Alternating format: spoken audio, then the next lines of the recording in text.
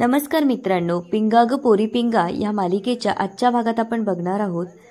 सकाळी मनोज उठून डोक्याला हात लावत येतो तेव्हा वल्लरी किचनमध्ये असते. त्याला बघून वल्लरी त्याच्याजवळ जाऊन विचारू लागते की डोकं दुखतंय का, तुम्हाला कोरा चहा करून देऊ का.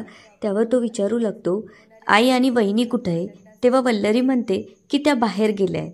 आता वल्लरी मनोजसाठी चहा करू लागते तेव्हा मनोज तिच्या जवळ येऊन तिच्या हातातलं पातेलं हिसकावून घेतो आणि म्हणतो की काही गरज नाहीये, मी माझा चहा करून घेईल. असं म्हणत आता मनोज स्वतः त्याच्यासाठी चहा ठेवू लागतो. तेव्हा वल्लरीला मात्र खूप वाईट वाटू लागते. तेव्हा ती मनोजला विचारू लागते की काय चाललंय कालपासून तुमचं हे. मी कालपासून तुमच्याशी बोलायचा प्रयत्न करते आणि तुम्ही माझ्याशी बोलत नाहीये. तेव्हा मनोज बाजूला जाऊन म्हणतो की मला तुझ्याशी बोलायचं नाहीये. पण आतल्या आत मनोजला वाईट वाटत असते. आता वल्लरी मनोजला म्हणते की काल दारूच्या नशेत तुम्ही चुकून मला डिवोर्स नोटीस दिली. त्यावर मनोज म्हणतो, नाही, डिवोर्स नोटीसच्या वेळेस मी पूर्णपणे शुद्धीत होतो आणि हा निर्णय मी पूर्णपणे शुद्धीत घेतलाय. तेव्हा वल्लरी त्याच्यावर ओरडत म्हणते, एक लक्षात ठेवा, मी डिवोर्स देणार नाही आणि तुम्हालाही असं करू देणार नाही. तितक्यात तेजा आणि हर्षित तिथे येऊन त्यांचं बोलणं ऐकू लागतात. आता वल्लरी म्हणत असते, यासाठी आपण इथे मुंबईत आलो नाहीये. त्यावर मनोज तिला म्हणतो की मला त्याचाच पस्तावा येतोय. मी इथे का आलो, मला आधीच कळायला हवं होतं की आपल्या दोघांचं लाईफ वेगळं आहे. तेव्हा वल्लरी त्याला म्हणते, माझं स्वप्न हेच तुमचं स्वप्न होतं ना, तर आपल्या दोघांचं लाईफ कसं वेगळं असू शकेल. तितक्यात तिकडून तेजाचा आवाज येऊ लागतो की छान. आता मनोज आणि वल्लरी तेजाकडे बघू लागते. तेव्हा तेजा आल्या आल्या वल्लरीला ओरडत म्हणते की छान चाललंय तुमचं. आधी एकमेकांच्या विरोधात उभे राहिले आणि आता तर चक्क एकमेकांना डिवोर्स देताय. तेव्हा हर्षित तेजाला गप्प करत म्हणतो, तू शांत बस. तितक्यात सानिका तिथे येते आणि वल्लरीला आवाज देऊ लागते.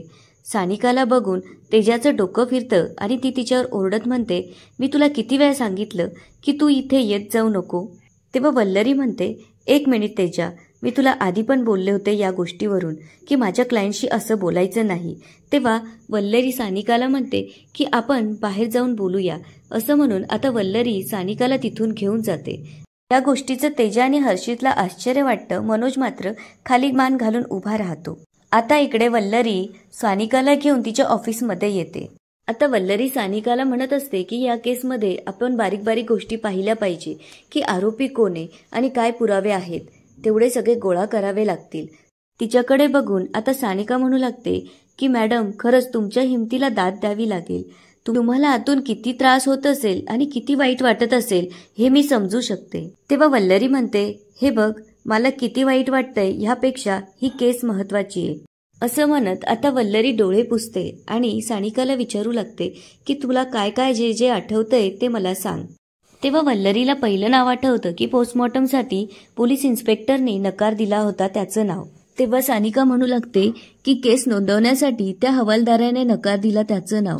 पुढे वल्लरी त्या कंपनीच्या मालकाचं नाव लिहिते आणि पुढे म्हणते की मशिनरी चांगल्या कंडिशनमध्ये आहे हे सांगणाऱ्याचं नाव. त्यावर सानिका म्हणते, मनोज भांबरे. आता मात्र आरोपी म्हणून तिच्या नवऱ्याचं नाव लिहिताना वल्लरीला खूप त्रास होत असतो. पण ती तिचं दुःख बाजूला ठेवून सानिकाला न्याय देण्यासाठी तिच्या पाठीशी खंबीर उभी राहते. आता इकडे हर्षितला नवीन काम मिळाल्यामुळे तो बाहेर जात असतो. तेव्हा तेजा त्याला म्हणते की तू बाहेर जातोयस, माझं कसं होणार. त्यावर हर्षित म्हणतो, मी काय पहिल्यांदा जातोय का. तेव्हा तेजा म्हणते की माझ्या डोक्यातनं मनोज आणि वल्लरीचे विचार जातच नाहीये, तू गेल्यावर माझं कसं होईल. अरे ते दोघं एकमेकांविरुद्ध जेव्हा कोर्टात उभे राहतील तेव्हा मी त्यांना कसं फेस करू. तेव्हा हर्षित तिला म्हणतो की मला वल्लरी ताईवर पूर्ण विश्वास आहे, ती सगळं हँडल करेल. तेव्हा तेजाला आश्चर्य वाटतं आणि ती विचारू लागते की स्वतःच्या नवऱ्याच्या विरोधात उभं राहणारी बाई काय हँडल करणार आहे. मुळात तिने असं करायलाच नको होतं. तेव्हा हर्षित म्हणतो, माझ्याकडे तुझ्यासाठी एक आयडिया आहे, तू इथलं मॅरेज इव्हेंट हँडल कर. त्यावर तेजाला आश्चर्य वाटतं आणि ती म्हणते मी. त्यावर हर्षित हसून म्हणतो, हो, ते काम तुला चांगलंच येईल, कारण तुला दुसऱ्यांवर दादागिरी चांगली करता येते. असं म्हणत दोघंही हसू लागतात आणि आता हर्षित बाहेर जाण्यासाठी निघालेला असतो. आता इकडे मनोज जेवायला बसलेला असतो. तेव्हा पुष्पा त्याला काही देऊ का विचारते. त्यावर तो म्हणतो नाही. तेव्हा मनोजची आई म्हणजे इंदुमती म्हणते, अरे मन्या, काही खात पीत जा. त्या महामाया वल्लरीच्या नादी लागून किती सुकून चालला खारीक सारखा. तेव्हा महेंद्र मनोजला म्हणू लागतो की तू चांगलं काम केलं, त्या बाईला सोड चिठ्ठी दिली ते. अरे तुझ्या विरोधात उभी राहिली ती अशी बाई काय कामाची, तिची तीच लायकी आहे. त्यावर मनोज त्याच्यावर ओरडत म्हणतो, दादा तोंड सांभाळून बोल. तू विसरलास का, माझ्या विरोधात जाऊन वल्लरीने तुला बिझनेससाठी पैसे दिले होते. तुझ्यासाठी तिने एवढं केलं आणि तू तिच्याबद्दल हे शब्द वापरतोय. आता वल्लरीची मनोज बाजू घेत असल्यामुळे सगळ्यांनाच आश्चर्य वाटू लागतं. पुढे मनोज विचारतो, माझ्या डिवोर्स नोटीसवरती खोटी सही कोणी केली. त्यावर इंदुमती म्हणते की मी केली. तेव्हा मनोज तिला म्हणतो, आई तुला धड मराठी लिहिता येत नाही आणि तू इंग्लिश सही केली, खरं सांग ती सही कोणी केली. आता मनोज असं विचारत असल्यामुळे पुष्पाला आणि महेंद्रला चांगलंच टेन्शन आलेलं असतं. आता मनोज इंदुमतीला म्हणत असतो, हे बघ आई, मी जरी तिला डिवोर्स नोटीस दिली त्यासाठी माझं पर्सनल कारण होतं, म्हणून वल्लरीवरचं माझं प्रेम आणि विश्वास कमी झालेला नाही आणि कधी होणारही नाही. तेव्हा पुष्पा त्याला म्हणू लागते की भाऊजी, पण तुम्ही तुमच्या इच्छेने वल्लरीला डिवोर्स देताय, तुमच्यावर कोणाचा दबाव नाहीये. तेव्हा मनोज म्हणतो, तरीही ह्या घरात कुणीही मला वल्लरी विरोधात बोललेलं चालणार नाही. आता इकडे तेजाकडून अजितला आणि प्रेरणाला मनोजनी वल्लरीला दिलेल्या डिवोर्स नोटीसबद्दल जेव्हा कळतं तेव्हा त्या दोघांनाही त्या गोष्टीवर विश्वास बसत नाही.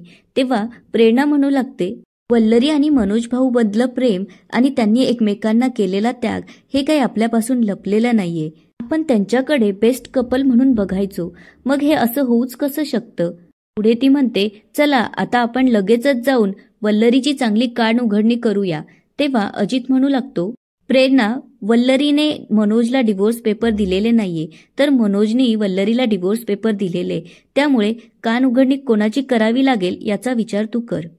त्यावर प्रेरणा म्हणते की मनोज भाऊंनी वल्लरीला डिवोर्स नोटीस का दिली याचं कारण तुलाही माहितीये, कारण वल्लरी मनोज भाऊंविरुद्ध कोर्टात उभी राहणार आहे, त्यामुळे रागात माणूस काहीही करू शकतं. तितक्यात तेजाच्या डोक्यात एक आयडिया येते आणि ती म्हणू लागते की माझ्या डोक्यात एक आयडिया आलेली आहे.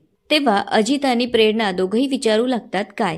तेव्हा तेजा सांगू लागते की आपण त्या दोघांचं इथे एक कॅन्डल लाईट डिनर ठेवूयात आणि त्यासाठी इथे कोणीही नसणार, त्यामुळे त्यांना एकमेकांशी बोलता येईल आणि त्यांचं मन मोकळं करता येईल, पण त्यासाठी तुम्हाला थोडा खर्च येईल.